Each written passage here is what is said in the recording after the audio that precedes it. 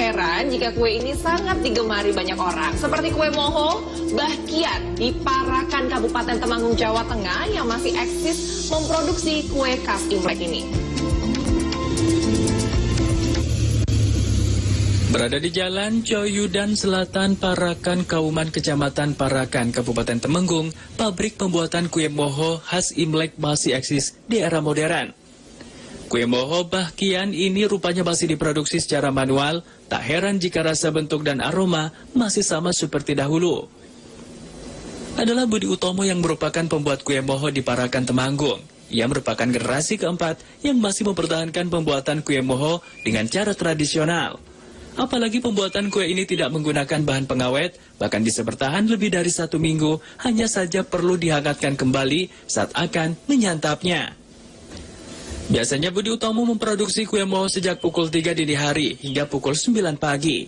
Semua proses pembuatan kue moho dilakukan seorang diri, mulai membuat adonan, menguleni, hingga proses pengukusan.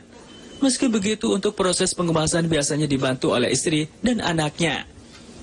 Dalam sekali produksi, pria 62 tahun ini bisa membuat hingga 400 kue moho. Hal itu juga tergantung pesanan dari pelanggannya. Bahkan saat momen libur sekolah, peminat kue moho meningkat drastis. Sekali produksi bisa mencapai 600 biji. Bapak 3 anak ini juga membuat kue-kue atau sejenis kue moho dengan isian berbagai rasa, seperti kue-kue isian kacang hijau, coklat, nanas, hingga stroberi.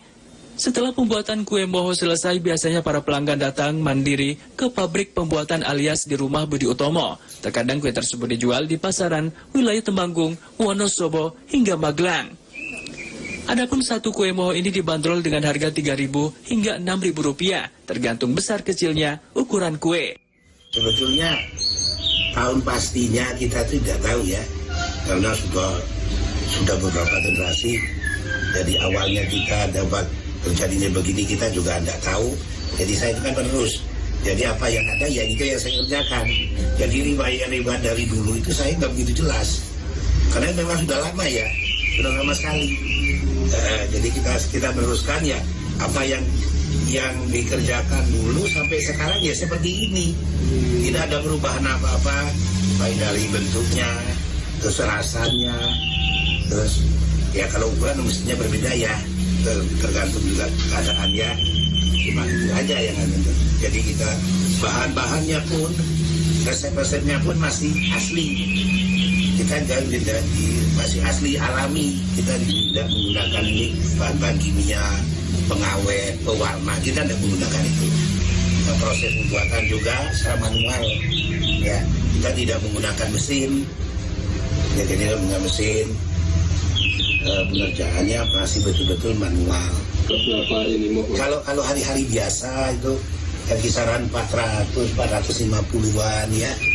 Ya, ada peningkatan produksi? Ada, tapi nggak seberapa, nggak seberapa. Biasanya berapa? Ya, seperti hari biasa dengan paling ada kenaikan 20%-an ya. Budi Utomo kini menjadi pewaris pembuatan kue moho. Ia berusaha mempertahankan kekhasan rasa kue ini. Meski begitu, menjelang Imlek ini pesanan kue moho tidak sebanyak pada saat sebelum COVID-19.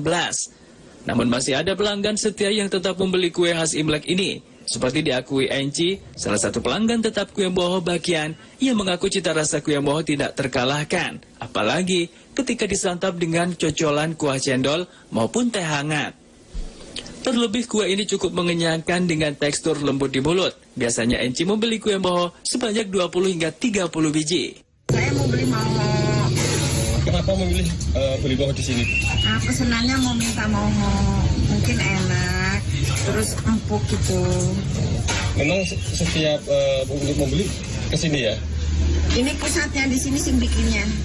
Gitu. Pabriknya tapi kecil.